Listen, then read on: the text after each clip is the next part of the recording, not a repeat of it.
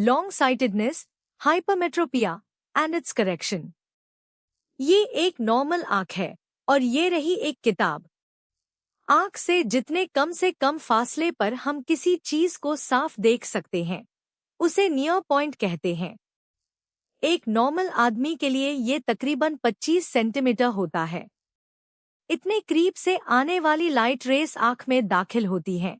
Cornea और उसके पीछे आई लेंस इनको मोड़ते हैं और ठीक रेटिना पर एक ही पॉइंट पर जमा कर देते हैं। इमेज बिल्कुल साफ बनती है।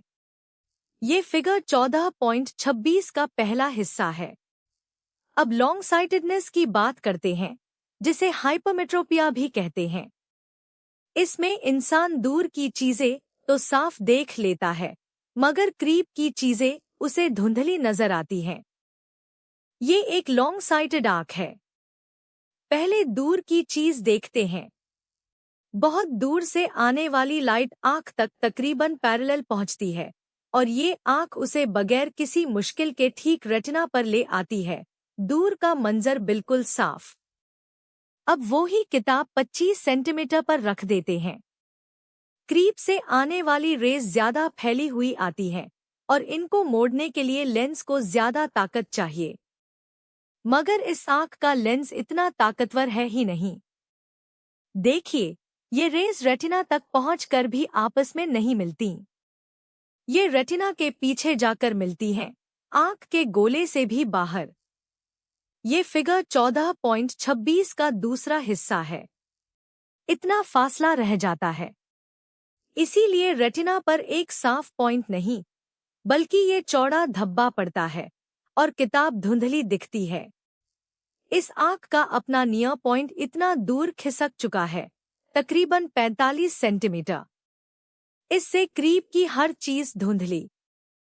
बस यही लॉन्ग साइटेडनेस है, दूर का साफ, करीब का धुंधला। अब इसे ठीक कैसे किया जाए? फिगर 14.26 का तीसरा हिस्सा मसला ये है कि करीब से आने वाली रेस को ये कमजोर लेंस जरूरत के मुताबिक मोड़ ही नहीं पाता।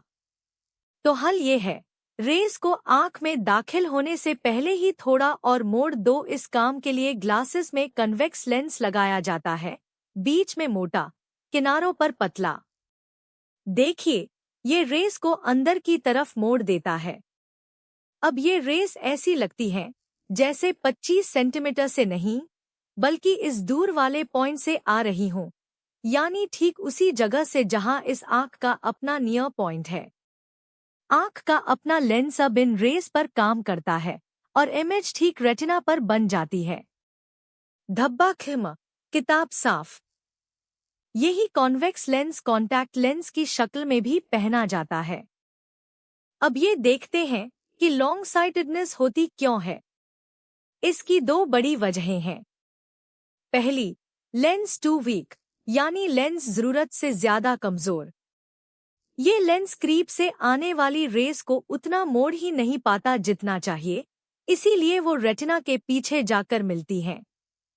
अगर लेंस में पूरी ताकत होती तो वो इन रेस को इतना मोड़ देता कि वो सीधी रेटिना पर पहुंचती। ये डैश्ड लाइन देखिए। दूसरी वजह, आईबॉल टू स्मॉल, यानी आंख का गोला जरूरत से छोटा।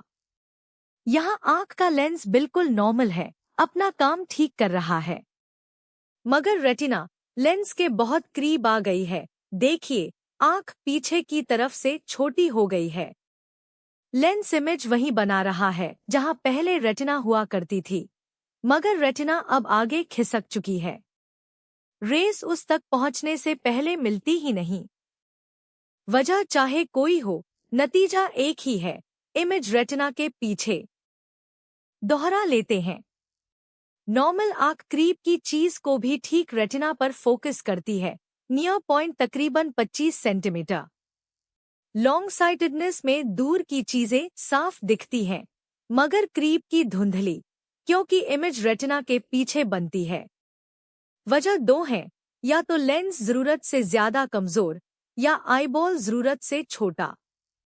और इलाज एक ही है, कन्वेक्स लेंस, जो रेस को पहले ही और मोड़कर इमेज वापस रेटिना पर ले आता है।